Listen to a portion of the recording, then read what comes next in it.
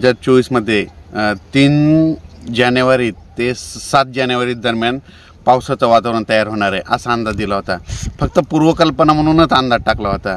तो सर्व शेतकऱ्याला सांगू इच्छितो हे नेमका पाऊस मग कुठं पडणार आहे, कारण की तुम्हाला एक सांगू इच्छितो आता सध्या तूर काढणं चालू आहे, तुरीचे पीक काढणं चालू आहे, त्याच्यामुळं हा आणि कांद्याचे देखील काढणी चालू आहे म्हणून हा अंदाज देत आहे। तर राज्यात जो परिस्थिती होती तर राज्यात आजमध्ये 3 तारखेपासून तर राज्यामध्ये 9 तारखेपर्यंत ढगाळ वातावरण राहणार आहे। सगळं राज्यभर काही पाऊस पडणार नाही म्हणून हे अंदाज लक्षात घ्यायचा। पण राज्यात पाऊस पडणार आहे, फक्त राज्यात पाऊस पडणार आहे पूर्व विदर्भ आणि पश्चिम विदर्भामध्ये काही जिल्ह्यामध्ये तुरळक ठिकाणी पाऊस पडणार आहे म्हणून हा अंदाज लक्षात घ्यायचा। पण राज्यात म्हणजे पूर्व विदर्भ आणि पश्चिम विदर्भात आणि मराठवाड्यात म्हणजे तुरळक ठिकाणी कुठंतरी बारीक बारीक थेंबे येणार आहेत, म्हणजे मोठा काही एवढा पाऊस नाही, त्याच्यामुळे घाबरायची गरज नाही।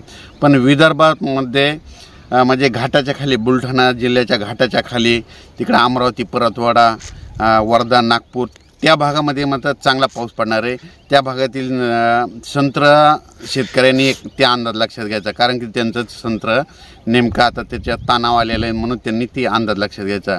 त्याच्यानंतर उत्तर महाराष्ट्रात फक्त धुळे जळगाव तिकडल्या भागामध्ये थोडाफार पाऊस येणार आहे।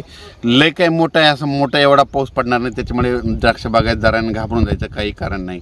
फक्त राज्यामध्ये मात्र आजपासून ते कंप्लीट 9 जानेवारीपर्यंत ढगाळ वातावरण राहणार आहे म्हणून हा अंदाज लक्षात घ्यायचा।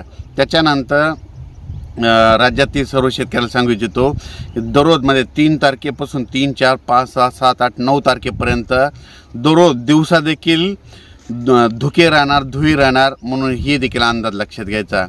अचानक वातावरणात बदल झाला तर लगेच एक मेसेज दिला जाईल। पण राज्यामध्ये आज 3 तारखेपासून म्हणजे तुरळक ठिकाणी विदर्भात फक्त विदर्भातच पाऊस पडणार आहे म्हणून हा अंदाज लक्षात घ्यायचा आणि उर्वरित राज्यात मात्र ढगाळ वातावरण राहणार आहे म्हणून ही अंदाज लक्षात घ्यायचा। धन्यवाद।